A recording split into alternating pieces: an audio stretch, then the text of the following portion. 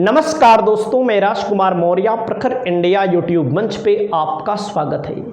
आज की इस वीडियो में हम बात करेंगे कुंडा विधानसभा सीट के बारे में। कुंडा विधानसभा सीट का जातिगत समीकरण क्या है, इतिहास क्या है, पूरी चीज़ों को हम आपके सामने रखने जा रहे हैं। आपकी जो भी राय हो, आप अपनी राय कमेंट में जरूर दीजिए। 2022 के विधानसभा के चुनाव में समाजवादी पार्टी ने कुंडा विधानसभा सीट से गुलशन यादव को अपना प्रत्याशी बनाया था और पूरे उत्तर प्रदेश में 403 विधानसभा सीटों में कुंडा विधानसभा सीट हमेशा चर्चा में रही है, हमेशा से।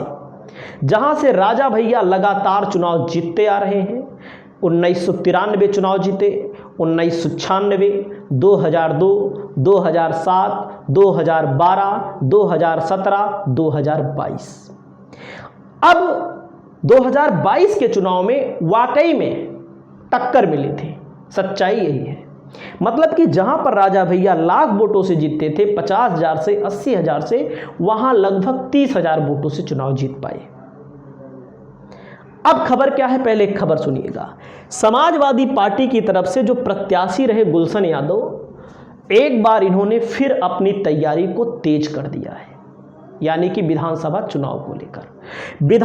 चुनाव को लेकर समाजवादी पार्टी की तरफ से नोटिस जारी किया गया है, पत्र जारी किया गया है।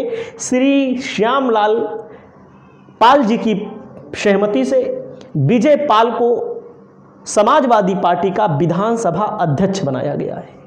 विजय पाल जी हैं, राष्ट्रीय अध्यक्ष अखिलेश यादव से मिले हुए हैं।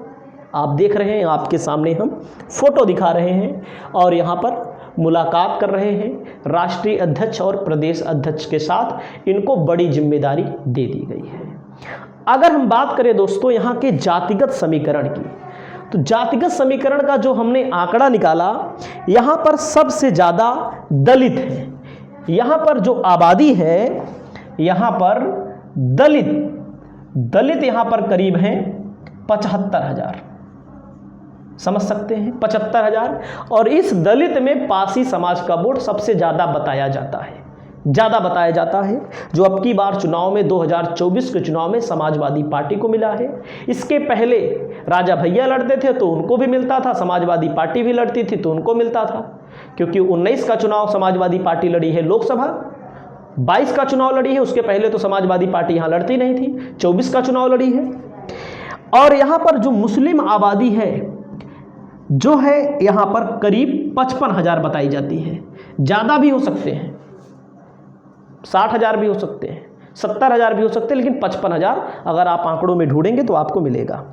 यहाँ पर जो यादव आबादी है, यादव बाहुल्य इलाका बताया जाता है, यादव आबादी 50,000, समझ सकते हैं। यह समाजवादी पार्टी की ताकत पहले भी था, अभी भी है, पूरे उत्तर प्रदेश में है। कहीं कहीं पर हो सकता है डैमेज हो, वो अलग बात है। वहीं पर अगला आंकड़ा मैं आपके सामने देता हूं। यहाँ पर जो ब्राह्मण आबादी है वो करीब यहाँ पर 40,000 बताई जाती है। और वहीं पर क्षत्रिय आबादी जो है यहाँ पर 20,000 बताई जाती है। और यहाँ पर अन्य पिछड़ी जाति करीब में 15,000 है। और यहाँ पर वैश्य जो है 15,000 है। एक मोटा मोटा आंकड़ा है, आगे पीछे भी कुछ हो सकता है। तो इसी जातिगत समीकरण के तहत समाजवादी पार्टी यहाँ पर फिर से तैयारी शुरू कर दी है। हालांकि 2024 में समाजवादी पार्टी को समर्थन मिला था जनसत्ता दल से। यह एक मोटा मोटा आंकड़ा मैंने आपको बता दिया। 24 में राजा भैया अनौपचारिक गठबंधन था, कोई विशेष प्रेस कॉन्फ्रेंस नहीं की गई थी, कोई ऐलान नहीं किया गया था जनसत्ता दल पार्टी की तरफ से, लेकिन उनके कार्यकर्ताओं ने समाजवादी पार्टी का प्रचार वगैरह किया, वोट वगैरह दिया। और कितना पड़ा होगा वो सब पार्टियां अपना जानती हैं। और हम यहाँ पर निकाल रहे हैं कुंडा का पुराना इतिहास। थोड़ा अगर आप देखेंगे कुंडा विधानसभा रिजल्ट 22 के बारे में, 22 में देखिए, उसके पहले देखिए कितना वोट किस किस पार्टी को यहाँ पर मिला हुआ है। तो मैं आपको दिखाना चाहता हूँ, कुंडा में आपके सामने है सारा कुछ। 30,315 वोटों से राजा भैया यहाँ पर चुनाव जीते थे। बीजेपी को 16,455 वोट मिला था। वहीं पर 2017 में समाजवादी पार्टी का समर्थन था समाजवादी पार्टी चुनाव यहाँ पर समर्थन देती थी राजा भैया को, तब यहाँ पर 1,03,647 वोटों से चुनाव जीते, 67% वोट मिला। बीजेपी 2 नंबर पे रही, 32,000 वोट पाई।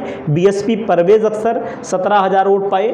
2012 का आंकड़ा देखेंगे, रघुराज प्रताप सिंह 88,000 से चुनाव जीते। आप सोचिए 68% यहाँ पर, और यहाँ पर कितना 67%, 68, 67 और 50, कितना गिरावट आई, सीधा 17-18% वोट गिर पड़ा, सीधा 17-18% वोट गिर पड़ा। और 2007 में देखेंगे 65%, वही परसेंट है लगभग, 65, 68, 67, फिर गिरा हुआ है वोट। और 2002 में देखेंगे 82% वोट मिला था। सोचिएगा, दूसरे नंबर वाले यहाँ पर समाजवादी पार्टी जब 2002 में लड़ी थी तो केवल 6,768 वोट पाई थी, और समाजवादी पार्टी 2002 में कितनी बुरी तरह हारी थी आप समझ सकते हैं। और वहीं पर 1996 में बीजेपी 2 नंबर पे रही, रघुराज प्रताप सिंह चुनाव जीते 80,000, यानी कि लगातार 1993 में रघुराज प्रताप सिंह 67,000 वोटों से चुनाव जीते। 1991 में बीजेपी चुनाव जीती थी यहाँ पर। सोचिएगा 1991 में, 89 में यहाँ पर कांग्रेस जीती, और 85 में यहाँ पर कांग्रेस जीती। तो समझिएगा, जब से राजा भैया यहाँ पर चुनाव लड़े उसके बाद यहाँ पर ना तो कांग्रेस चुनाव जीत पाई, ना तो समाजवादी पार्टी चुनाव जीत पाई, ना तो भारतीय जनता पार्टी चुनाव जीत पाई, और लगातार यहाँ पर मार्जिन बढ़ता रहा। लेकिन 2022 के विधानसभा के चुनाव में मार्जिन अचानक से घट गया और 50% पे आ गया 67% से। और मैं आपको एक आंकड़ा दिखाना चाहता हूँ, थोड़ा देखिएगा, जानकारी आपको भी होगी, जानकारी हमको भी मिल जाएगी। यहाँ पर जो पोस्ट ऑफिस के द्वारा पोस्टल वोट जो होता है उसमें किसको कितना वोट मिला था। समाजवादी पार्टी को 454 वोट मिला था। देखिएगा, समाजवादी पार्टी को 454 वोट मिला था। और यहाँ पर